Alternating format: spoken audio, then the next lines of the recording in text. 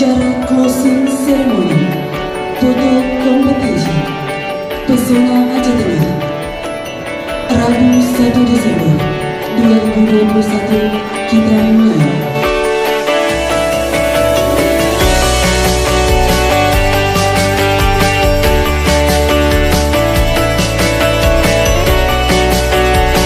Menjadi langkah awal untuk menghasilkan karya fotografi yang lebih baik dan berkualitas di masa yang akan datang.